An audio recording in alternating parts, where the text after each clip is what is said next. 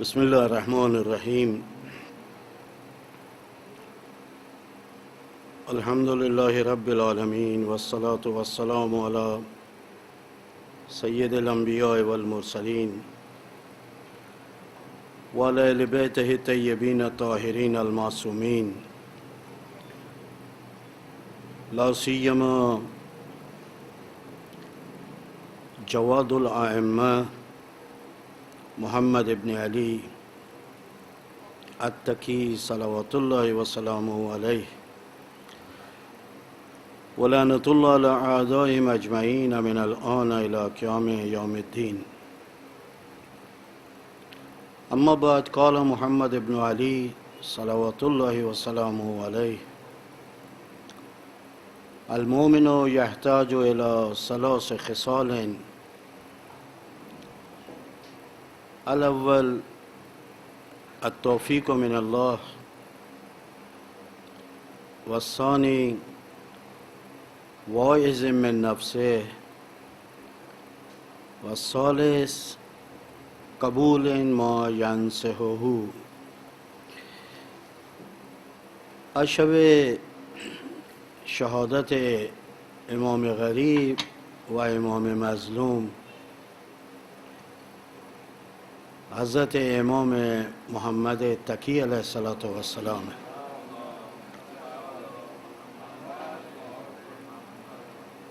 سب سے پہلے میں مولا کے فرزند بہرحق امام زمانہ عجل اللہ تعالی فرجہ الشریف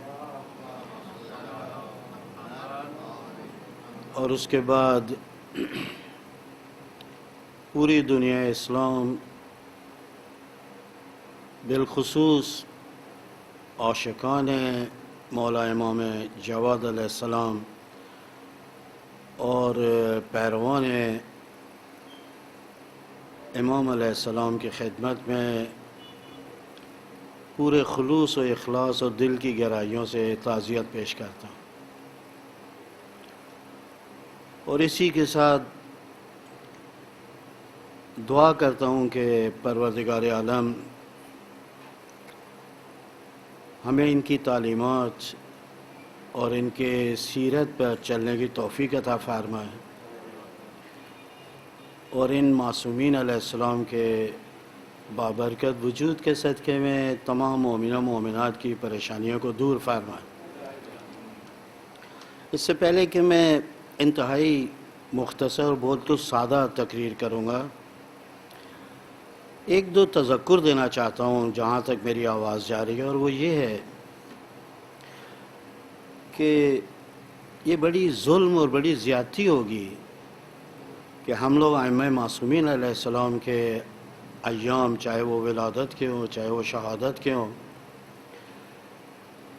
یا کوئی ایام اللہ، روز غدیر ہے، عید فطر ہے، 15 شعبان، یا مثلاً 40 عاشوراء، یا اس کے علاوہ بعثت کہ جو بھی آنے والی ہے، میں تمام اپنے عزیزوں سے گزارش کروں گا کہ اس کو بے توجہی اور غفلت میں ان ایام کو گزرنے نہ دیں.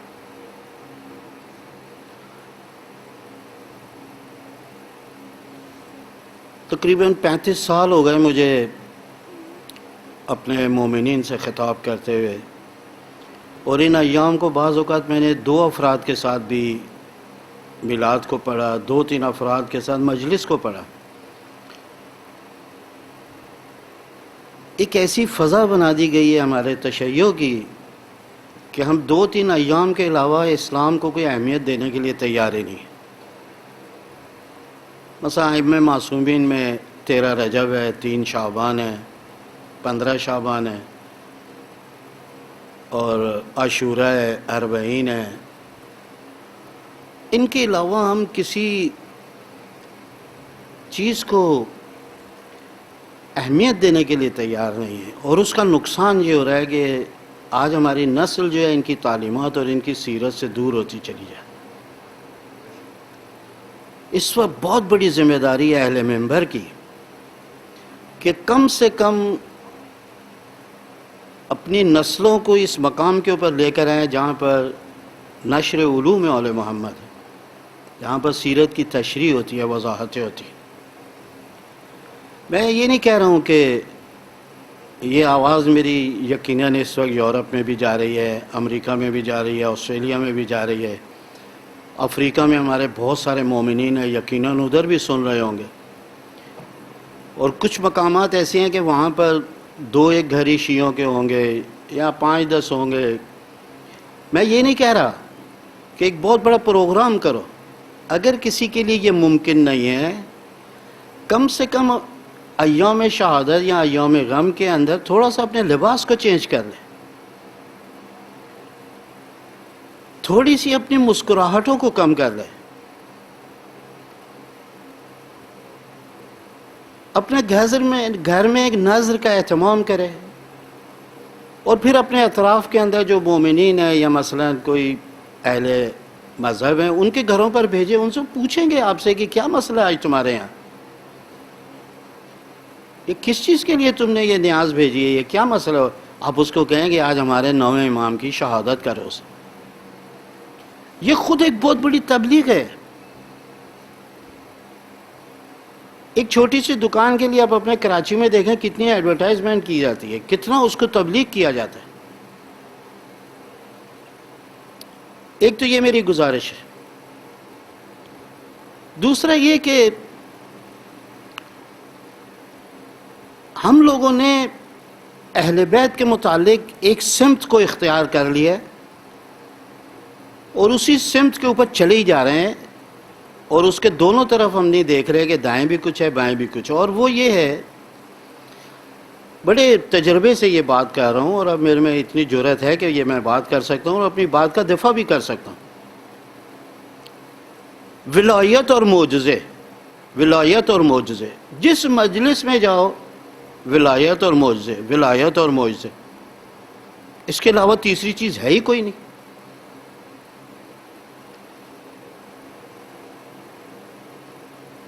میرا ایک سوال ہے پوری قوم سے، آج تک کسی نے مولا امیر المومنین کے جو 45-46 خطوط ہیں نہج البلاغہ میں، کبھی ممبر سے کسی ایک خط کو سنا ہے آپ نے؟ علی کی زندگی کے شاہکار خط ہیں وہ، جہاں سے علی کی عزائم کا پتہ پڑتا ہے، علی کے تقووں کا پتہ پڑتا ہے، علی کی معرفت کا پتہ پڑتا ہے۔ میں سمجھتا ہوں نہج البلاغہ تو اپنی جگہ پر، جنہوں نے مولا امیر المومنین کے ان خطوط کو نہیں پڑھا ہے ان کو کچھ پتہ ہی نہیں ہے کہ علی ہے کیا۔ عدل و انصاف کی بات کرتے ہیں تو علی علیہ السلام کہاں جاتے ہیں؟ میں یہ کہہ رہا ہوں ان کی تعلیمات کو اور ان کی سیرت کو اس وقت بیان کرنے کی ضرورت ہے، نہ فقط جہان تشیع بلکہ پوری دنیا اس وقت اہل بیت کی تعلیمات اور ان کی سیرت کی محتاج ہے۔ آج دنیا عدل و انصاف کی بات کرتی ہے۔ کل بھی میں نے مجلس میں جہاں پر سارے نوحہ خان تھے، کراچی کے ٹاپ کے نوحہ خان تھے، وہاں پر میں نے یہ جب بات کہی سب حیران تھے کہ دنیا اس وقت عدل و انصاف کی بات کرتی ہے۔ میں نے کہا علی سے زیادہ عدل و انصاف کو کون بیان کرے گا؟ کہ مولا نے فرمایا مالک تیرے مسکرانے میں بھی عدل و انصاف ہونا چاہیے، تیرے دیکھنے میں بھی عدل و انصاف ہونا چاہیے، تیرے کلام میں بھی عدل و انصاف ہونا چاہیے۔ یہ نہیں کہ کسی سے زیادہ باتیں کرے، کسی سے بات ہی نہ کرے، تو کسی کو پیار بھری نگاہ سے دیکھے، کسی کو ترچھی نگاہ سے تو دیکھے۔ عدل و انصاف آج دنیا کو اس کی ضرورت ہے۔ جانوروں کے متعلق ائمہ معصومین علیہ السلام کی تعلیمات خدا جانتا ہے، اگر ہم لوگ یہ بیان کر دیں پتہ نہیں دنیا کے کتنے چینل بند ہو جائے کہ یار چلو جا کے کربلا میں دیکھیں حسین نے کیا کہا، نجف میں جا کر دیکھیں کہ علی نے کیا کہا، پیغمبر مدینہ چلو پیغمبر نے کیا فرمایا۔ آج پوری دنیا کے اندر قانون ہے حقوق حیوانات کے، پورا ایک منشور ہے ان کا، جس میں ایک جملہ بھی پیغمبر اکرم کا نہیں ہے، لیکن انہوں نے باتیں وہی کی ہیں جو پیغمبر اکرم۔ مثلا جانور کے متعلق جب ایک شخص کھچر لے کے مولا امیر پیغمبر اکرم کے پاس آیا، پیغمبر اکرم نے کہا یہ کھچر کس کا ہے؟ یا رسول اللہ میرا ہے۔ تو پیغمبر نے مسکرا کے کہا، یہ جملہ دیکھیں آپ حیوانات کے متعلق، پیغمبر اکرم نے فرمایا اگر روز قیامت تو اس جانور کی فریاد سے بچ گیا تو اللہ بھی تجھے معاف کر دے گا۔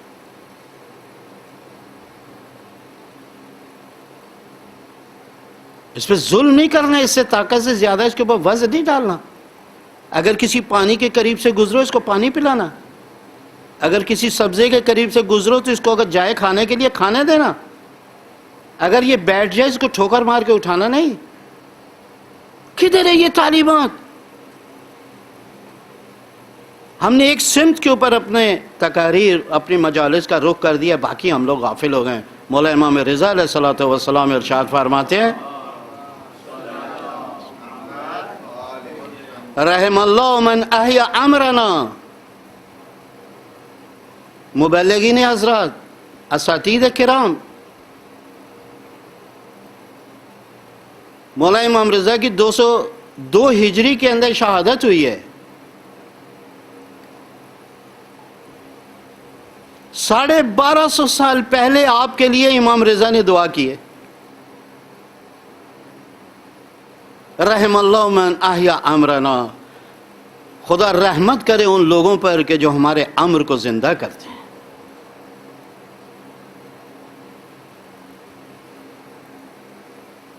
جو ہماری تعلیمات کو زندہ کرتے ہیں، جو ہماری سیرت کو زندہ کرتے ہیں، جو ہماری خدمات کو زندہ کرتے ہیں. انشاءاللہ کبھی موقع ملا آپ کو اہل بیت کی سماجی خدمات کے اوپر ایک تقریر کروں گا. علی نے کتنی بلڈنگیں بنائی، علی نے کتنے کنویں کھودے، علی نے کتنی زمینوں کو آباد کیا. اب تو ایک کتاب بھی چھپ گئی ہے موقوفات علی، سماجی خدمات. یہ سماجی خدمات کا لفظ ہی ایک عجیب سا لگتا ہے اہل بیت کے متعلق. وہ کہیں گے اچھا یہ تو عبدالستار ایدھی تھا جو سماجی خدمات کرتا تھا. یہ برنی صاحب ہی تھے فقط اہل بیت نے جو سماجی خدمات انجام، جو ہماری تعلیمات کو زندہ کرے، جو ہمارے علوم کو زندہ کرے، جو ہماری سیرت کو زندہ کرے. خدا اس پر رحمت کرے. مولا امام رضا نے یہ تو نہیں فرمایا کہ میرے دور میں جو بھی کرے چاہے 1400 سال کے بعد کرے، 1200 سال کے بعد کرے. آپ کے لیے دعا کی ہے. کیوں اس دعا سے اپنے آپ کو محروم کرتے ہیں آپ لوگ؟ وہ بھی امام رضا کی دعا سے. قال کیف یحیی امرکم. مولا کیسے آپ کے امر کو زندہ کریں، کیسے آپ کی سیرت کو زندہ کریں، کیسے آپ کے علوم کو زندہ کریں ہم لوگ، کیسے آپ کی خدمات کو زندہ کریں. مولا نے 2 جملے ارشاد فرمائے یتعلم ویعلم.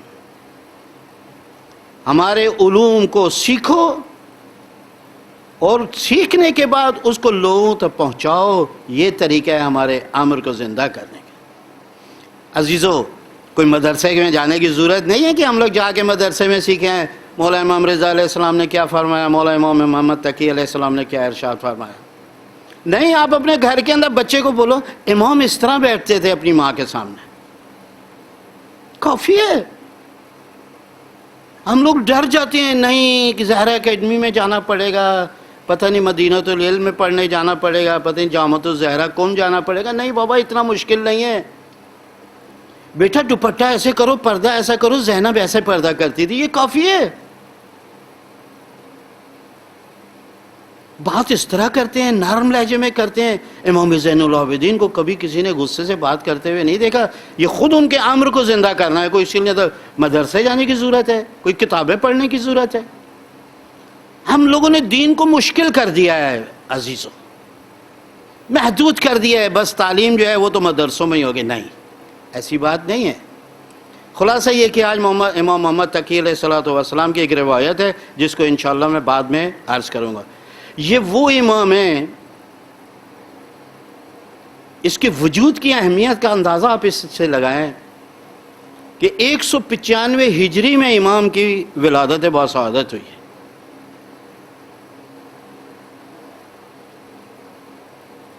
پیغمبر اکرم نے ان کی ماں کے لیے دعا کی کہ اس پاک اور نجیب خاتون سے میرا ایک بچہ پیدا ہوگا کہ جو انسان کو دنیا انسانیت کو علم سے آشنا کرے گا، ظلم کا مقابلہ کرے گا. یعنی کتنے سال بعد؟ تقریباً 85 سال کے بعد امام کی ولادت ہوئی ہے. پیغمبر اکرم نے 85 سال پہلے یہ دعا کی تھی امام جواد علیہ السلام کے لیے. اور جب پیغمبر کی یہ بات جو ہے وہ علی علیہ السلام تک پہنچی، امام حسن و حسین تک پہنچی، تمام ائمہ نے ان کو یاد کیا کہ کب پیغمبر اکرم کی یہ دعا پوری ہوگی۔ یہ خصوصیت امام جواد علیہ السلام کی۔ اور ان کی ماں کا تذکرہ بھی کیا۔ ان کی والدہ کے متعلق میں ابھی اچانک مجھے ایک جگہ مل گیا، ان کی والدہ کون تھی۔ ان کی والدہ جو تھیں وہ حضرت ابراہیم جو بیٹے تھے پیغمبر اکرم کے، ان کے خاندان سے تھی، ان کی والدہ کے خاندان سے۔ اچھیا میرا خیال نام تھا ان کا، اس میں سے تھی یہ، بڑی مقدس۔ خود ائمہ طاہرین سے کیا فضیلت بیان ہوئی ہے مولا امام جواد علیہ السلام کی والدہ کی، یعنی اہلیہ جو ہیں، بیوی جو ہیں امام رضا علیہ السلام کی۔ یہاں پر ایک جملہ آپ لوگوں کی خدمت میں عرض کروں، بیویوں، جو بھی دنیا میں کسی بڑے مقام کے اوپر پہنچا ہے ایک پاک و طاہر آغوش سے اور ماں سے پہنچا ہو۔ 90% کردار جناب سیدہ کا امام حسن و حسین کے لیے۔ نہ ایسی ماں ہوتی نہ ایسے بچے ہوتے۔ جو کچھ بھی منتقل ہوا امام حسن و حسین میں، جو کچھ بھی منتقل ہوا جناب ام کلثوم و زینب میں، ان کی ماں کی زحمت تربیت تھی۔ باپ کا نقش بہت کم ہوتا ہے، باپ کا کردار بہت کم ہوتا ہے، خصوصاً علی جیسا انسان کہ ساری زندگی جنگوں میں اور سفروں کے اندر یہاں پیغمبر اکرم کے ساتھ گزر گئی، بہت کم وقت دیا۔ ماں ہے۔ اللہ نے یہ نعمت مولا امام محمد تقی علیہ السلام کو دی، ایک انتہائی پاک زاہد خاتون، حالانکہ کنیز تھی لیکن بڑی پاک تھی۔ 85 سال کے بعد مولا کی ولادت ہوئی۔ ایک فرقہ ہے واقفیہ، انہوں نے وقوف کیا امامت کو اختیار کرنے میں۔ سب سے پہلی شکست امام کی ولادت سے ان لوگوں کی ہوئی۔ 45 سال امام رضا کے گزر گئے، پیغمبر کی دعا پوری نہیں ہوئی۔ 45 سال کے بعد امام رضا علیہ السلام کو اللہ نے یہ بیٹا دیا۔ اس وقت واقفیہ جو فرقہ تھا اس کی شکست ہوئی۔ فرقے تو اور بھی بہت سارے تھے امام کے دور میں، انشاءاللہ اس کے متعلق آپ سے بات کرتا ہوں۔ تو اب کہاں سے شروع کیا؟ ہمارے یہاں پر ہسپتالوں میں بچے پیدا ہوتے ہیں، ایک عجیب ادھر کا ماحول ہے، کوئی دینداری نام کی چیز نہیں ہے۔ خاص طور پر جو ہمارے پڑھے لکھے اور ہمارے جناب علی روشن فکر لوگ جن اسپتالوں میں جاتے ہیں، مثال کے طور پہ آغا خان میں جو ہے وہ ایسے لگتا ہے جیسے کوئی انسان پیرس کی روڈوں پر آ گیا ہے یا بلڈنگوں میں آ گیا۔ وہ ساؤتھ سٹی میں جائیں، ادھر بھی ایک عجیب ہی داستان ہے۔ وہاں پر لوگ آگے سمجھتے ہیں بس اسلام نام کی چیز نہیں ہے ان جگہوں پہ۔ لیکن امام رضا علیہ السلام نے سب سے پہلا جو کام کیا وہ اپنے بچے کے کانوں کو اذان سے اور اقامت سے آشنا کی۔ اذان کا مطلب یہ کہ تیرے اہداف یہ ہیں، لا الہ الا اللہ تیرا ہدف ہے، محمد الرسول اللہ تیرا ہدف و مقصد ہے، علی ولی اللہ تیرا ہدف و مقصد ہے، حی علی الصلاۃ نماز تیرا ہدف و مقصد ہے، ادھر ادھر مت جانا۔ جب آپ کسی کو نصیحت کرتے ہیں سب سے پہلے اہم چیزوں کی نصیحت کرتے ہیں۔ اذان و اقامت کا مطلب یہ ہے کہ تجھے توحید کی بات کرنی ہے، تجھے رسالت کی بات کرنی ہے، تُنے ولایت کی بات کرنی ہے، تُنے عبادت کی بات کرنی ہے، حی علی الصلاۃ ہے، حی علی خیر العمل ہے، یہی چیز بہترین ہے، کسی اور طرف مت جانا۔ ہم لوگ اذان کو بہت سادہ لیتے، مسجدوں میں بیچارے جو پڑھے لکھے اور پیسے والے لوگ ہیں، میں نے آج تک ان کو کبھی اذان دیتے ہوئے نہیں دیکھا، یہ غریبوں کا کام ہے۔ مولا امیر المومنین کی جب باری آتی ہے سارے کہتے ہیں آخری صبح مولا نے اذان دی۔ مولا اذان دیتے ہیں، آپ شرما رہے ہیں؟ مولوی کا کام ہے، غریبوں کا کام ہے، بیچاروں کا، پڑھے لکھوں کا کام تھوڑی ہے کہ جبکہ مولا امیر المومنین نے خود جا کے اذان۔ اس کے بعد تیسرے روز آنکھ کھولی ہے امام محمد تقی علیہ السلام نے. جیسے ہی آنکھ کھولی سب سے پہلے وہ قرآن کی آپ کی جو تعلیمات ہیں، زمین و آسمان میں غور و فکر کرو، اپنے دائیں اور بائیں غور و فکر کرو، کیا ہو رہا ہے، یہ سب کچھ کدھر سے آیا ہے. آسمان کی طرف دیکھو، اگر رات ہے ستاروں کو دیکھو، کیا عجیب ہے. ہم لوگ کو ادھر سے کاغذ کے ستارے بناتے ہیں، ان کو دھاگے سے لٹکاتے ہیں. اللہ نے اتنے کروڑوں اربوں ستارے بنا دیے، چاند بنا دیا، کسی جگہ سے باندھا نہیں اس کو کہ یہ گر نہیں جائے، اور کروڑوں سالوں سے اپنے محور میں گردش کر رہا ہے. وہ مولا نے پہلے کائنات کا جائزہ لیا، آسمان کی طرف نگاہ کی، دائیں طرف دیکھا، بائیں طرف دیکھا. جب سب کچھ دیکھ لیا اس کے بعد ایک جملہ ارشاد فرمایا، اشہد ان لا الہ الا اللہ. ایسے ہی نہیں کہہ دیا کہ یہ معجزہ ہے امام کا. توجہ ہے میں کیا عرض کر رہا ہوں کہ جی امام نے معجزہ دکھا دیا بس لا الہ الا اللہ زبان سے بول پر. نہیں، پہلے براہین اور دلائل وجود خدا کو دیکھا، آسمان کی طرف نگاہ کی، دائیں طرف دیکھا، بائیں طرف دیکھا. جب ان کائنات اور ان وجودات کو، موجودات کو دیکھا، اس کے بعد قائل ہو گئے اس بات کے کہ اس کا کوئی خدا ہے. اشہد ان لا الہ الا اللہ. باقاعدہ مشاہدات کے بعد، بعد ثبوت کے بعد، دلیل کے بعد پیغام مولا امام تقی علیہ السلام نے کہا اشہد ان لا الہ الا اللہ. اور اس کے بعد واشہد ان محمد رسول اللہ، اور اس کے وجود کو جس نے آ کر دنیا کو تعارف کرایا، متعارف کرایا، وہ پیغمبر اکرم ہے، اس کی بھی گواہی دیتا.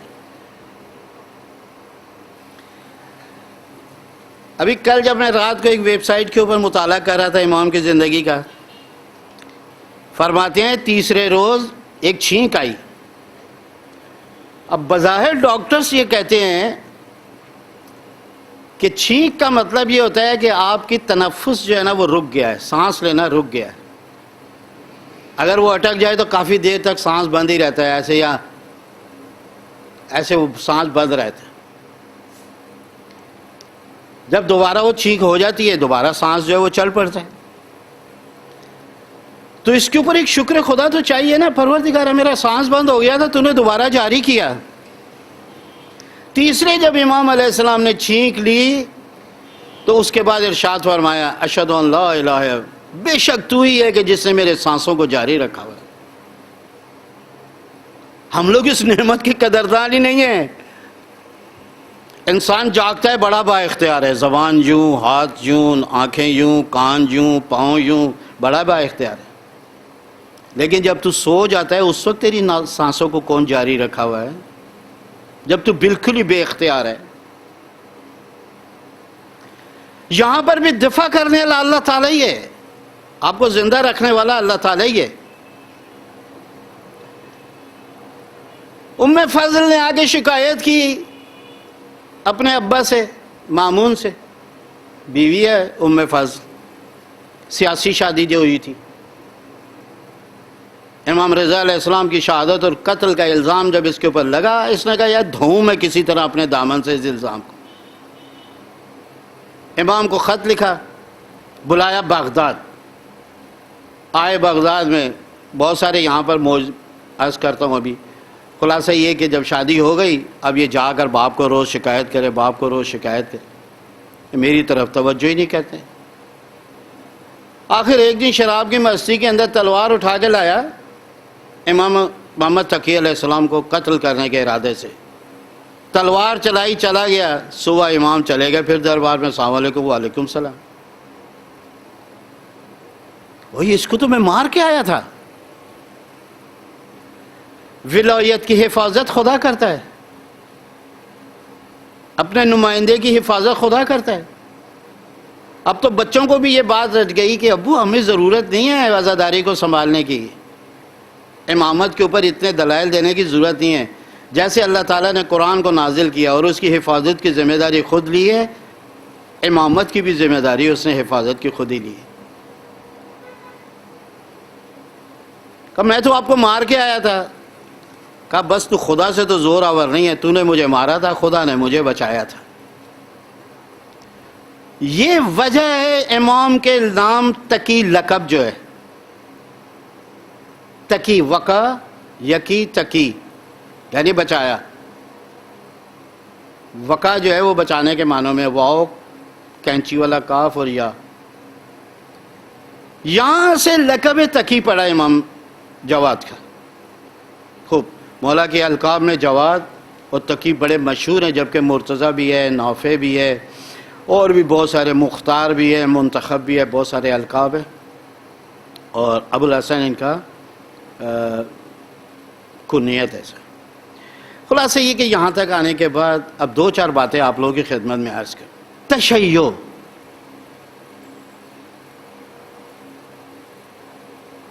پوری تاریخ میں دو چیزوں سے پہچانی گئی ہے، اس کو لکھ لیں آپ. ایک اپنے علم کے ذریعے، ایک اپنے تقوی کے ذریعے. مولا امیر المومنین علیہ السلام کی زندگی پوری دفاع میں گزری، کبھی علمی سے جہت سے دفاع کی، کبھی تقوی کی وجہ سے دفاع کیا. 7 سال کا بچہ جب والد کی شہادت ہوتی ہے، 7 سال کی عمر ہے امام تقی علیہ السلام کی، جتنے بھی ٹاپ کے مناظرے کیے، جتنے بھی سوالات کیے گئے 7 سال کی عمر میں کیے گئے، کیونکہ لوگ کہہ رہے تھے 7 سال کا بچہ مگر امام ہو سکتا ہے. سب کو یہ فکریں لگی ہوئی تھی اس کو امام کیسے مانے. اب یہاں پر کیا پیسے کے زور پہ امام نے اپنی ولایت کو بنوایا، امامت کو بنایا؟ پیسے کے زور پہ، طاقت کے زور پہ نہیں. لوگوں نے کہا ایسا کرتے ہیں، اگر یہ واقعہ امام ہے اس سے جا کے سوال کرتے ہیں. حج کے اوپر گئے مسلمان، واپس آئے مدینے میں ڈیرے لگا لیے. امام علیہ السلام کے پاس یہاں پہ علامہ شیخ عباس قمی نے کہا ہے کہ یہاں ایک محفل میں یہ سارے سوالات ہوئے تھے یا 2-4 محفلوں میں، لیکن کم سے کم 30,000 سوال کیے گئے امام سے. 30,000 سوال. ہم تو 30,000 سوال لکھنے بیٹھے نا 2 مہینے گزر جائیں. امام علیہ السلام نے ایک بھی سوال کے جواب میں تعامل نہیں کیا، شافی و کافی جواب دیا ان کو. مگر بابا ہم نے شکست مان لیا، ہم نے اس کو،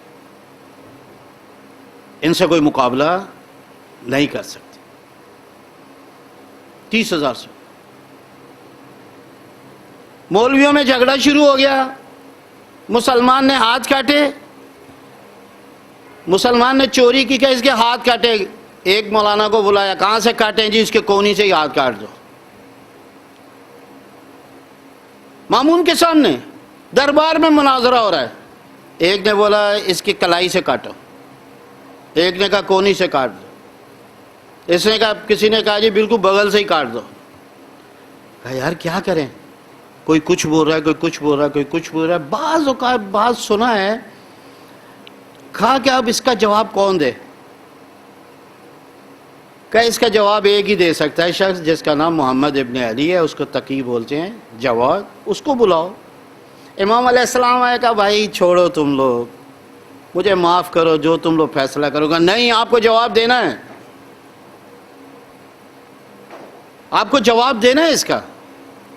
امام علیہ السلام نے کہا اگر تم لوگ مجھے مجبوری کرتے ہو تو میرا جواب یہ ہے کہ فقط اس کی انگلیاں کاٹو.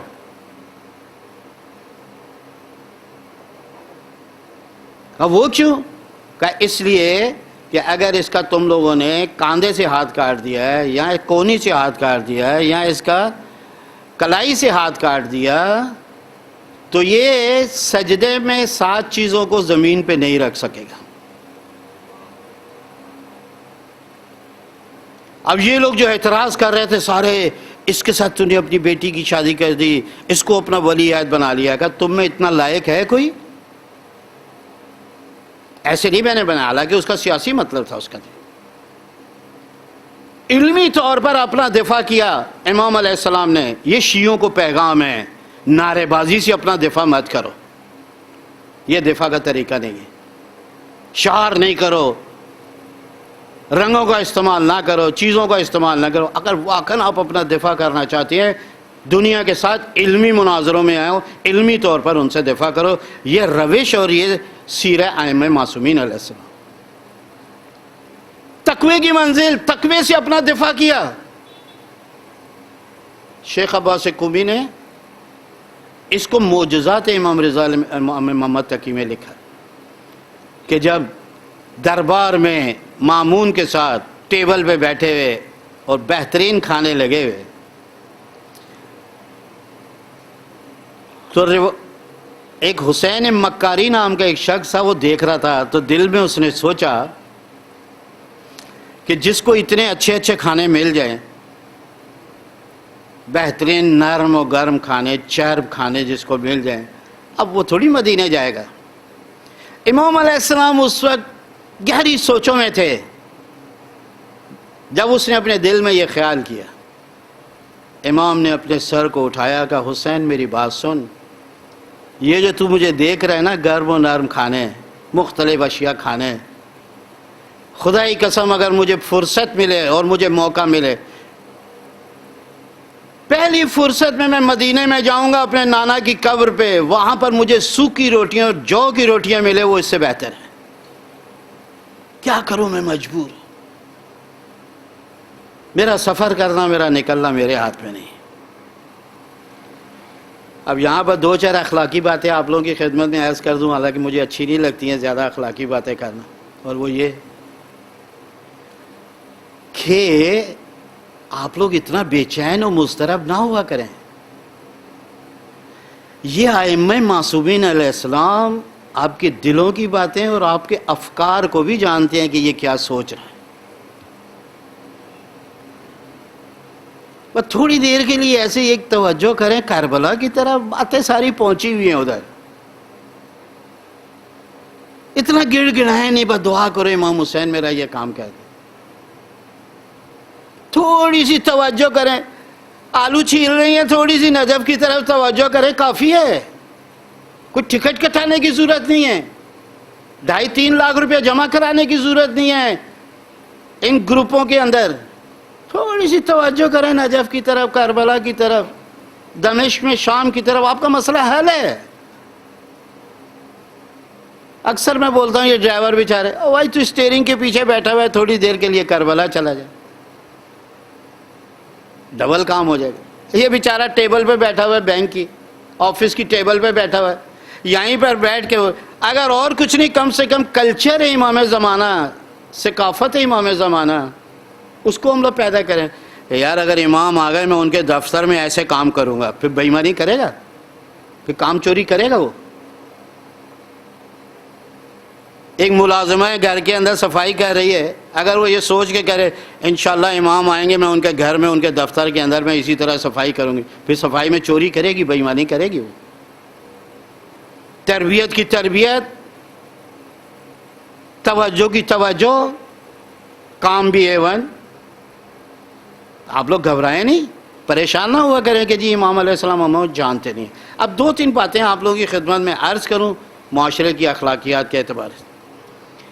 جب یہ خراسان سے آیا بغداد، ادھر سے مدینہ، اس وقت امام علیہ السلام بچے تھے. تو جب گلی سے گزر رہا تھا، یہ ابھی بھی میں آ رہا تھا، میں نے اپنے ڈرائیور کو بولا، میں نے کہا اس کو کیوں جگہ دی تو نے؟ بڑی گاڑی ہے، وہ آفیسروں والے اور فوجیوں والے سائرن بجاتا ہوا آ رہا ہے، نہ نمبر پلیٹ ہے. ایک عجیب کیا لفظ استعمال کروں، میں نے کہا تو نے اس کو جگہ نہیں دینی تھی نا یار، تو کیوں جگہ دے دی اس کو؟ یہ بادشاہوں کا رعب و دبدبہ ڈالنے والا کام ہے. اگر آپ لوگوں نے وہ سیریال دیکھا ہو حضرت یوسف علیہ السلام، وہ جو کاہن ہے ان کا جو سپاہی کا سردار ہے، وہ دہشت پھیلاتا ہوا آتا ہے، بگی دوڑاتا ہوا، دیکھو جی کوئی بہت بڑا آدمی آ رہا ہے. دہشت گردی نہیں کرنی چاہیے.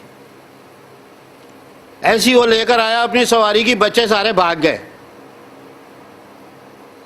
ایک بچہ ہے بڑے اطمینان سے سکون سے کھڑا ہوا ہے، اپنے وزیر کو کہتا ہے یار اس بچے نے جگہ، یہ بڑے آرام سے کھڑا ہوا ہے. اپنے وزیر کو بھیجا گیا، اس سے جا کے پوچھو تو کیوں نہیں گیا. اب اس کو پتہ نہیں ہے کہ کس سے کلام کر رہے. کہا کہ سارے بچے بھاگ گئے آپ نہیں بھاگے. کہا کیوں بھاگوں؟ ماشاءاللہ گلی بہت چوڑی ہے, بادشاہ کی سواری آرام سے گزر جائے گی, اور میرے خیال میں تیرا بادشاہ ظالم بھی نہیں ہے, میں نے جب کوئی جرم ہی نہیں کیا ہے میں سزا کے خوف سے کیوں بھاگوں؟ عجیب منطقی جواب دیے بچے نے 4-5 سے. گلی بھی چوڑی ہے, میں نے کوئی جرم بھی نہیں کیا, ڈروں کیوں؟ کہا سرکار وہ یہ جواب دے رہا ہے بچہ. کہا اچھا, اس سے جا کے پوچھو تیرا نام کیا ہے. اس نے کہا میرا نام محمد ہے. اس کے بعد کہتا ہے اس کے والد کا نام پوچھو. کہا میرا والد کا نام علی ابن موسیٰ رضا ہے. اس کے بعد کا تیسرا سوال نہیں کرنا, واپس آ جا. یہ خاندان وہ ہے کہ جو نہ کسی سے ڈرا ہے اور نہ کسی کو ڈرایا ہے. انہوں نے سمجھ گیا کہ یہ میرے جس کو قتل کیا اس کا بیٹا. جاتے ہوئے یہ حرکت کی, واپسی کے اوپر آیا. شکاری ہوتے نا بادشاہ لوگ, بعض شکرے اپنے ہاتھوں پہ رکھتے ہیں, جیسے آج کل ہمارے عربوں کے اندر بھی ہے. اور جتنا بڑا کوئی قبیلے کا سردار ہوگا, شہزادہ ہوگا, وہ 2-4 شکرے اور بعض اپنے ہاتھ پہ لیے گھومتا رہتا. کروڑوں روپے کے وہ شکرے اور بعض, وہ شکار کرتے ہیں اس سے. کوئی پرندہ آ گیا, سمجھ میں آیا اس کو کھانا چاہیے, اس کو چھوڑا, وہ پکڑ کے لے آئے.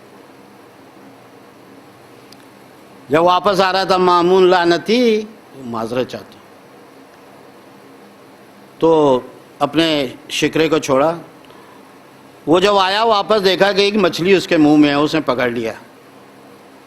پھر دیکھا وہیں پر بچہ کھڑا ہوا ہے, بڑے سکون و آرام سے. دوسرے بچے بھاگ گئے. اب نہیں اس نے پوچھا کہ آپ کیوں نہیں گئے, جو جواب سن چکا تھا. اس کے بعد کہتا ہے یہ بتاؤ بیٹا میرے ہاتھ میں کیا ہے. اب پوری ہسٹری امام نے سنا دی اس کو. فرماتے ہیں اللہ تعالیٰ نے سمندروں کو پیدا کیا ہے, اس میں سے بادل اٹھتے ہیں, ان بادلوں کے اندر مچھلیاں ہوتی ہیں. بادشاہ اپنے شکار کو بھیجتے ہیں اس کے پیچھے, اپنے شکاری کو بھیجتے ہیں اس کے پیچھے. وہ جا کے پکڑ کے اس کو لے کر آتا ہے. پھر وہ اپنے ہاتھ میں پکڑ کے علم امامت کا امتحان لیتے ہیں. ایک ہی جملہ کہا یہاں مامون نے, کہ حقا کہ تو فرزند علی ابن موسیٰ رضا. اور بہت ساری باتیں جو آپ لوگوں کی خدمت میں عرض کروں, ٹائم بڑی تیزی سے جا رہا ہے. یہ جو خطبہ پڑھتے ہیں الحمدللہ اقرارا بنعمت ہے, ولا الہ الا اللہ اخلاصا لوحدانیت ہے, وصلی علی محمد سید بریہ والاصفیاء, یہ آپ لوگوں نے خطبہ اصلا سنا ہے. ہر نکاح میں یہی پڑھا جاتا ہے, مولویوں کو یہی حفظ ہے. انشاءاللہ 2-3 نکاح پڑھنے ہیں مجھے. وہ والا خطبہ پڑھوں گا کہ جو حضرت مولا کائنات کی شادی پہ پیغمبر اکرم نے پڑھا.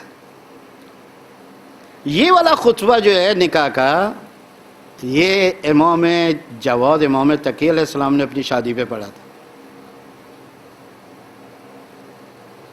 میں کہا تھوڑی سی معلومات دیتے تھے. یعنی ہر شادی کے اندر یہ خطبہ جو بھی پڑھتا ہے وہ یاد کرتا ہے امام محمد تقی. ہمارے لوگوں کو اس بات کا کم علم ہے کہ یہ امام محمد تقی علیہ السلام کا خطبہ ہے. میرا خیال کافی ہے. امام علیہ السلام نے اپنی بڑی زندگی مجاہدت میں گزاری, بڑی تکلیفوں میں گزاری, بڑی تنہائی و غربت میں گزاری. اور آپ اسی سے اندازہ لگا لیں کہ امام علیہ السلام ائمہ معصومین میں سب سے کم عمر ترین امام ہے کہ جو شہادت پر فائز ہوئے. 25 سال کی عمر ٹوٹل. 95 میں 195 میں مولا کی ولادت ہوئی اور 220 ہجری میں مولا کی شہادت ہوئی. 25 سال این جوانی کے عالم میں امام علیہ السلام ہم سے رخصت ہوئے. لیکن آپ لوگ مولا کے کسی بھی زندگی کے پہلو کو اٹھا کے دیکھیں, کمال کی ہے وہ, علمی, اخلاقی. عبادات کو بھی میں پڑھ رہا تھا امام علیہ السلام کی, کیا عبادات تھی. اپنے عزیزوں کے ساتھ کس طرح پیش آتے تھے. مولا نے اپنے چاہنے والوں کو 2-3 باتوں کے اوپر بہت زیادہ توجہ دلائی کہ کوئی دن یا کوئی وقت ایسا نہیں تھا کہ امام علیہ السلام اپنے شیعوں کو اس کی طرح متوجہ نہیں کرتے. ایک تو یہ کہتے تھے میرے شیعوں کبھی توبہ کرنے کو دیر نہ کرنا. ہم لوگ موٹی موٹی باتوں پہ نہ جائیں کہ جب گناہ ہو اس سے پہلے کہ تمہیں موت آ جائے فوراً توبہ کر. توبہ کو تاخیر میں نہیں ڈالنا. ہم لوگ کہتے ہیں آج کر لیں گے, شب جمعہ میں یہ دعا پڑھ لوں گی. پتہ نہیں کس نے شب جمعہ, پتہ نہیں میں ابھی گھر بھی پہنچنا نہیں پہنچنا. دوسری, گناہ پر اصرار نہ کرنا. اکثر اپنے شیعوں کو یہ نصیحت کیا کرتے تھے امام علیہ السلام, گناہ پہ گناہ نہیں کرنا, کوشش کرو کسی طرح سے اس سے جان چھڑاؤ. اور تیسری بات عجیب کی امام نے کہا خدا کے ہیلوں سے بچو. آپ کو پیسوں میں مست کر دے گا, آپ کو اچھی زندگی میں مست کر دے گا, آپ کو اچھے پوسٹ و مقام کے اوپر کہے گا ٹھیک ہے اس میں لگے رہو, جس دن مرے گا ہاتھ خالی. اس کو کہتے ہیں مکر خدا, نہ دنیا نہ آخرت, خالی ہاتھ چلا گیا. انشاءاللہ کبھی فرصت ملی وہ کلام کے جو مولا امیر المومنین نے قبروں کے ساتھ اور مردوں کے ساتھ کیا جنگ صفین سے واپسی پر کوفے کے باہر, واقعاً عبرت انگیز. مولا نے فرمایا میں تم لوگ جو اندر پڑے ہوئے ہو نا تنہائی میں اور وحشت زدہ قبروں میں اور مٹی کے گھر میں, میں تمہارے پیچھے جو تم چھوڑ کے آئے تھے نا اس کی خبریں سناؤں تمہیں. وہ تمہارے گھروں پر دوسرے قابض ہو گئے ہیں, تمہارا مال تقسیم ہو گیا ہے, تمہاری عورتوں نے دوسرے مردوں سے شادی کی ہیں, یہ جو تم پیچھے چھوڑ کے آئے تھے نا اس کا حال یہ ہوا ہے. اب تم سناؤ تمہارے اوپر قبر میں کیا گزر رہی ہے. کس دنیا کی ہم لوگ باتیں کہتے ہیں, مکر و حیلہ. بس کافی ہے. یہاں پر آپ لوگوں کی خدمت میں آخر میں ایک روایت کے جو اکثر میں پڑھتا ہوں اور کل اپنی اکیڈمی میں بھی اس کو پڑھوں گا, اور میں چاہتا ہوں ہر وقت ہر ایک کو یہ سناتا رہوں. امام تقی علیہ السلام کی ایک روایت ہے, مولا فرماتے ہیں, وہ جو میں نے خطبے میں پڑھی تھی, اگر آپ لوگوں نے اس روایت کو دیکھنا ہو میں اس کا پتہ بتا دوں, وہاں پہ ہر گھر میں ہوگی.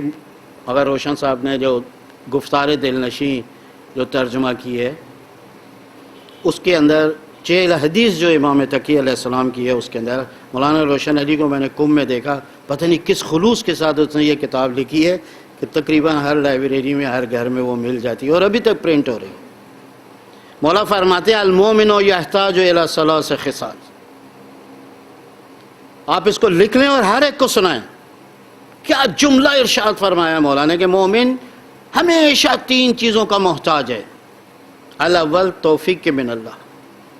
کتنا ہم لوگوں نے نشر کیا, کتنا ہم لوگوں نے اس کو پھیلایا کہ آج اکیڈمی کے اندر, ڈی ایچ اے کے اندر, قرآن سینٹر کے اندر یہ پروگرام ہوگا, اور پتہ نہیں کتنے لوگوں نے اس کو دیکھا بھی ہوگا لیکن نہیں آئے. ان کی اطلاع کے اندر عرض ہے کہ انشاءاللہ پروردگار حمد و شکر پروردگار عالم کا کہ یہ پروگرام ڈی ایچ اے میں اب شروع ہو گئے ہیں. اللہ تعالیٰ نے مجھے سعادت دی کہ میں اس جگہ پہلا پروگرام میں دوبارہ سے کر رہا ہوں. اور میں نے پہلے بھی آپ کو کہا تھا اس وقت دنیا میں سب سے بڑا نیک کام کرنے والے لوگ ہیں جو کسی نہ کسی طرح مواقع فراہم کرتے ہیں کہ کسی طرح سیرت و تعلیمات اہل بیت لوگوں تک پہنچ جائے. الحمدللہ یہ فخر ہمارے کو حاصل ہے زہرا اکیڈمی کو کہ ہم لوگ بہت سارے جگہوں کے بالکل فری, کوئی آپ سے خرچہ نہیں ہے بلکہ آپ کی خدمت کرتے ہیں. یہ اللہ کی ایک توفیق ہے جو ہمیں حاصل. ان کو اللہ نے کہا انسان ہمیشہ توفیق کا محتاج ہے. توفیق کیا ہوتی ہے؟ توفیق یہ ہوتی ہے ارادہ آپ کا, تائید اللہ کی, اس کو کہتے ہیں توفیق. جب آپ ارادہ کریں گے ڈی ایچ اے قرآن سینٹر میں آنے کا, خدا روکے گا نہیں. یہ ممکن نہیں ہے کہ جو قدم خدا کی طرف اٹھے خدا اس کو روک دے. یہ کیسے ہو سکتا ہے؟ لیکن خود انسان ہے کہ جو دن میں کوئی ایسا گناہ کرتا ہے کہ خداوند عالم اس کے چہرے کو اپنے دروازے پہ دیکھنا پسند نہیں کرتا. ہم لوگ سمجھتے ہیں نہیں میں کام ہو گیا, ٹریفک میں پھنس گیا, میرا بچہ بیمار ہو گیا اس لیے نہیں. اللہ یہی مکر خدا ہے. ایسا بہانہ آپ کے سامنے رکھ دے گا, آپ سمجھیں گے میں تو بڑا کام میں تھا, میں تو بڑا مصروف تھا. یہ نہیں پتہ ہے کہ کوئی غلطی ایسی ہوئی ہے, کوئی گناہ ایسا ہوا ہے کہ خدا آپ کو اپنے دروازے پہ آنے نہیں دے رہا. اسی کو کہتے ہیں مکر خدا. مکر خدا یعنی جھوٹ تو نہیں ہے. توفیق من اللہ، اللہ سے توفیق تلاوت قرآن کو حاصل کریں. آپ ارادہ کریں، یعنی توفیق کی ابتدا بندے سے ہوتی ہے نا، اللہ کی طرف سے. جب آپ نہیں چاہیں گے تو خدا بھی نہیں چاہے گا. یہ بجلی یہاں تک آ رہی ہے، جب آپ نہیں چاہیں گے کہ اس کو چلائیں، یہ خود سے نہیں چلے گی. پیچھے اللہ کی تائید موجود ہے. توفیق کی طلبگار ہوں، بغیر توفیق کے، اردو میں ہم لوگ کہتے ہیں موافقت. امتیاز بھائی نے کوئی کام کیا، آپ نے کہا میری بھی موافقت. توفیق کے محتاج ہے انسان، اور توفیق کو حاصل کرنے کے لیے گناہوں سے بچنا پڑے گا آپ کو. یہ گناہ ہے کہ جو توفیقات کو سلب کر لیتے ہیں. اس کے بعد مولا فرماتے ہیں واعظ من نفسہ، اس کی طرف کسی نے توجہ نہیں کی. بس ہم درس میں جائیں گے، ہم کلاس میں جائیں گے، ہم اکیڈمی میں جائیں گے، ادھر پڑھ لیں گے. مولا امام جواد فرماتے ہیں جو شخص اپنے آپ کو اندر سے نصیحت نہیں کر سکتا ہے، دنیا کی کوئی نصیحت اس پہ عمل نہیں کرے گی. مولا امام حسین علیہ السلام نے سب کو تبلیغ کیا. کتنے آ گئے امام کے لشکر میں، کتنے آ گئے امام کے اصحاب میں. فقط ایک آدمی آیا جس نے بالآخر خود اپنے آپ کو نصیحت کیا. کدھر جا رہا ہے تو؟ یہ کس کا بیٹا ہے؟ یہ علی و زہرا کا بیٹا ہے. تو روز قیامت پیغمبر کو کیا منہ دکھائے گا؟ ہم لوگ ادھر پانی پی رہے ہیں، شربت پی رہے ہیں، زہرا کا لال پیاسا کھڑا ہے. سب اپنے آپ کو نصیحت ہے کہ پھر آ کر امام کے قدموں پہ گر گیا، مولا مجھ سے غلطی ہوئی. بچہ خود سے جب تک پڑھنے کا ارادہ نہ کرے، اس کو دنیا کی کوئی طاقت نہیں پڑھا سکتی ہے. جب تک آپ خود اپنے آپ کو نہیں کہیں کہ میں نے نماز اول وقت میں پڑھنی ہے، کوئی دنیا کی طاقت آپ کو اول وقت نماز نہیں پڑھا سکتی. جب تک آپ خود ارادہ نہ کریں، خود اپنے آپ کو نصیحت نہ کریں. مولا کیا فرماتے ہیں کہ مولا امام باقر علیہ السلام کی اِنَّ مَوَاعِظَ النَّاسِ لَا يُغْنِ مِنَ الْحَقِّ شَيْئًا. مولا امام باقر علیہ السلام فرماتے ہیں کہ جو شخص خود اپنے آپ کو اندر سے نصیحت نہیں کر سکتا ہے، دنیا کی کوئی طاقت اس کے اوپر، نصیحت اس کے اوپر اثر نہیں کر سکتی. یہ اتنے تبلیغ ہوتی ہے، اتنے دروس ہوتے ہیں، اتنے مجالس ہوتے ہیں، اس کے اندر کیوں ایسے؟ آخر میں مولا فرماتے ہیں قبول ما جان سے ہو. ایک بہت بڑی مشکل ہماری شیعت کی یہ ہو گئی ہے اس وقت، جب کسی کو سمجھایا جائے تو اس کو کہتا ہے مجھے پتہ ہے، مجھے پتہ ہے، چھوڑ، میرا ابا یہ کرتا رہا، میرا نانا مولوی تھا. او بھائی، سننے میں تیرا فائدہ ہے. اگر نہیں پتہ ہے تیری جہالت دور ہوگی، اگر پتہ ہے تیری یادآوری ہوگی. تذکر کا تو قرآن مجید نے 2-3 جگہ ذکر کیا، فذکر. لیکن یہ کون سے جواب ہے؟ انتہائی بدتمیزی کا جواب ہے یہ. مولانا چھوڑو، میرے ابا تم سے زیادہ پڑھے لکھے، ہمیں نہیں پتہ. آپ کون ہوتے ہیں مجھے بتانے والے؟ او بھائی، یہاں تیری جہالت دور ہوگی، یہاں تیری یادآوری ہوگی. قبول ما جان سے کوشش کریں، جب آپ کو کوئی نصیحت کرے اس کی قبول کریں نصیحت کا. بعض اوقات بچے بھی بڑی اچھی اچھی باتیں کر لیتے ہیں. ابھی کل ہی ایک بچے نے مجھے ایسا جواب دیا کہ آپ لوگ اتنی ولایت کی باتیں کیوں کرتے ہیں ممبر پہ؟ آپ حفاظت کریں گے اس کی؟ میں نے نہیں کہا بھائی، اللہ نے قرآن کو نازل کیا کہ اس کی حفاظت میں ہی کروں گا. علی کو اللہ نے بھیجا، اس کی حفاظت بھی خدا کرے گا. تم لوگ اتنا کیوں تڑپ رہے ہو؟ آج 1400 سال ہو گئے، ہم علی کو ثابت ہی شیعوں کے اوپر ہی لگے ہوئے کر رہے ہیں. بس ہے بابا، ہم لوگ بھی علی کے ماننے والے. بس عزیزو کافی ہے میرا خیال، ہم لوگ اس سے زیادہ نہیں کریں گے. 45 منٹ ہو گئے، 2-4 دیکھیں. یہ خواتین جو ہے نا، بعض اوقات ان کی ایسی غیرت جس کا اسلام سے کوئی تعلق نہیں ہوتا ہے، وہ مصیبتیں کھڑی کر دیتی. اب اس کے موارد میں بیان نہیں کرتا ہوں. اس کو دکھ یہ تھا کہ ابا کو جا کے کہتی تھی کہ یہ دوسری بیویوں کے پاس جاتے ہیں، حالانکہ 2 ہی بیوی تھی، میری طرف توجہ نہیں کرتی. تو وہ امام، چونکہ امام سے اس کے تعلقات گہرے تھے اور وہ زیادہ جانتا تھا، کہ اس نے کوئی اقدام قتل نہیں کیا. لیکن جب وہ مر گیا تو اس کا بھائی جو ہے معتصم، ام فضل کا یہ چچا تھا، اس کو جا کر کہا، اور وہ کسی طرح بھی چاہتا تھا کہ امام کے وجود کو ختم کر، جو ان کی حکومت کے لیے خطرہ ہوئے تھے. بالآخر اس نے کہا ٹھیک ہے، میں تیرے کو یہ دوں گا، میں یہ دوں گا، میں یہ دوں گا، جا کر ان کے کھانے میں زہر ملا دے۔ یہ بھی ان کے چکر میں آ گئی۔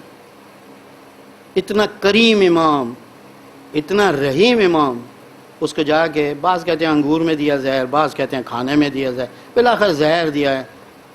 جب امام علیہ السلام اپنی آخری سانسوں کو لے رہے تھے تو بڑی زار و قطار رو رہی تھی کہ میں نے کیا غلطی کر دی۔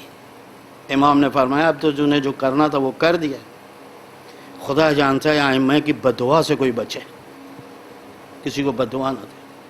اس کو بددعا دی تو ایسی بیماری میں مرے گی کہ دنیا کی کوئی طاقت اس کا علاج نہیں کر سکے۔ کیڑے پڑے اس کے اندر، جتنی بھی دولت تھی باپ کی چچا کی اس کو ملی تھی ساری اس نے صرف کر دی، کوئی حکیم اس کا علاج نہیں کر سکا اور اسی کے اندر وہ مر گئی۔ امام کی بددعا سے کوئی بچے۔ ایک خاتون تھی بدتمیز، شوہر کا کہنا ہی نہیں مانتی تھی، ظاہراً امام ششم کا واقعہ ہے یہ۔ مولا کے پاس آ کر اس نے شکایت کی کہ مولا یہ سنتی نہیں ہے کہ اس کو لے کر اور میں اس کو سمجھاتا ہوں۔ امام کی بھی نہیں سنی۔ امام نے جب وہ چلی گئی کہا بس 3 دن صبر کر، تجھے خدا اس سے نجات دے دے۔ 3 دن کے بعد جب وہ آیا کہا بھائی 3 دن نہیں تھے، کہا مولا کہاں سے آ رہے ہو؟ کہا بیوی کو دفنا کے آ رہا ہوں۔ پورے 3 دن کے بعد وہ جو ائمہ کی نصیحتوں کو نہیں سنتے، جو ان کے اوپر ظلم و تعدی کرتے ہیں، ابن زیاد کا دیکھیں کیا حال ہوا، یزید کا دیکھیں کیا حال ہوا۔ خلاصہ امام شہید ہو گئے۔ یہاں پر 2-4 باتیں آپ لوگوں کی خدمت۔ امام غربت میں شہید ہوئے، اولاد قریب نہیں تھی، بیٹا قریب نہیں تھا، بیٹی قریب نہیں تھی، لیکن خون کے رشتے ہوتے ہیں، اور اس کا میں خود اپنی زندگی میں گواہ ہوں کہ ماں باپ سے جو خونی رشتہ ہے، جب ماں کو تکلیف ہوتی ہے اولاد خود ہی بے چین ہو جاتی ہے۔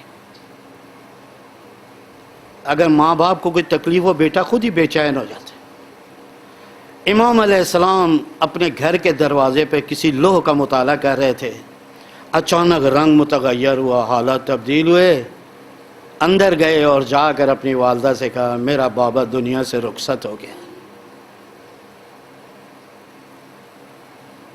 آؤ فغاں گریہ و زاری شروع ہو گئی۔ لوگوں نے پوچھا کیا ہوگا؟ میرا بابا دنیا میں نہیں رہا۔ اب یہاں پر مصائب کو جوڑنے کے لیے فقط اتنا،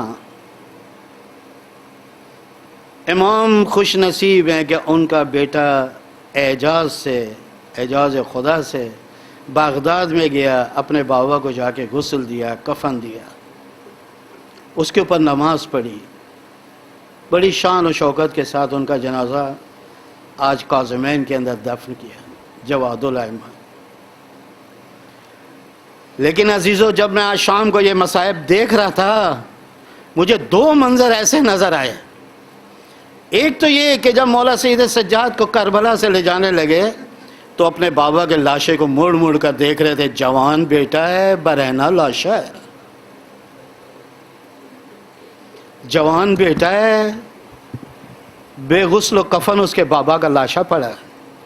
اور اس کے بعد دونوں ہاتھوں کو اٹھا کے کہا بابا مجھے معاف کرنا، میں آزاد نہیں ہوں، میں اسیر کر لیا گیا ہوں، میں قید کر لیا ہوں، میرے اختیار میں نہیں ہے، بس خدا حافظ۔ اور دوسرا مقام وہ تھا کہ جب 11 محرم کو جناب زینب کے ناکے کو حسین کے لاشے کے قریب سے گزارا گیا، راوی کہتا ہے میں نے دیکھا 10 بستہ ایک بی بی ناکے سے اپنے آپ کو زمین پر گرا کر کہتی ہے بھیا خدا حافظ زینب جا رہی ہے، لیکن تم دیکھو کن حال میں ہے، اس کے ہاتھ پسے گردن بندھے ہوئے ہیں، وہ آزاد نہیں ہے۔ اگر میرے ہاتھ کھلے ہوتے کوئی کفن نہ دیتا تو زینب اپنی چادر سے آپ کو کفن دیتی۔ پروردگار بحق محمد و آل محمد، اس امام ہمام کے صدقے میں سب سے پہلے تو دعا ہے تیری بارگاہ میں ان کے فرزند ارجمند امام زمانہ کے ظہور میں تعجیل فرما، ہم سب کو ان کے انصار و اصحاب میں قرار دے۔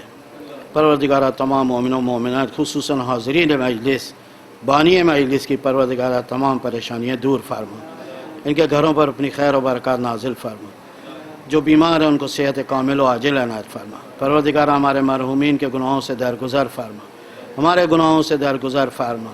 پروردگار بحق محمد و آل محمد، اس امام ہمام کے صدقے میں جتنے بھی شیعہ ہیں، خاص طور پر اس وقت یمن میں بہت مشکلات ہیں، وہاں پر ایک قحط عجیب آ رہا ہے، ہزاروں لاکھوں بچے جو ہیں ان کی زندگی کا مسئلہ ہے، اور ایک بڑا مشکل وقت افغانستان میں ہمارے شیعوں کے اوپر اللہ نہ کرے وہ آئے، اور اس کے بعد اس کا نتیجہ ہمارے پاکستان میں اس وقت محرم جو ہے بڑے احتیاط سے گزارنے کی ضرورت ہے۔ پروردگارہ جہاں پر بھی زہرا والی اور امام جواد کے ماننے والے آباد ہیں، ان سب کی جان و مال و نفس و عزت کی حفاظت فرما۔ پروردگارہ بحق محمد و آل محمد، جتنے بھی مومنین یہاں پر موجود ہیں، جہاں جہاں پر بھی آباد ہیں، ان کی جو بھی شرعی حاجات ہیں ان کو پورا فرما۔ آخر میں خصوصی دعا ہے، پروردگارہ ہمارے وطن کی حفاظت فرما، ہمارے وطن کے جتنے بھی بیرونی اور درونی دشمن ہیں اور قابل اصلاح نہیں ہیں ان کو نیست و نابود فرما۔ پروردگارہ روز محشر ہم سب کو اہل بیت کے ساتھ، خصوصاً مولا امام جواد کے ساتھ محشور فرما۔ یہ اکیڈمی ہماری زہرا اکیڈمی، اس کے لیے بھی دعا کریں، اسی کی طرف سے یہ پروگرام ہے۔ پروردگارہ اس کو رونقیں، مزید اس کی رونقوں میں اضافہ فرما، ہمیں حقیقی معنوں میں اسے خدمت کرنے کی توفیق عطا فرما، اور اس کے جو بانی اور ذمہ دار ہیں پروردگارہ اس کی توفیقات میں اضافہ فرما، غیب سے ہماری امداد فرما۔ اللہم صلی علی محمد و آل محمد وعجل فرجہ۔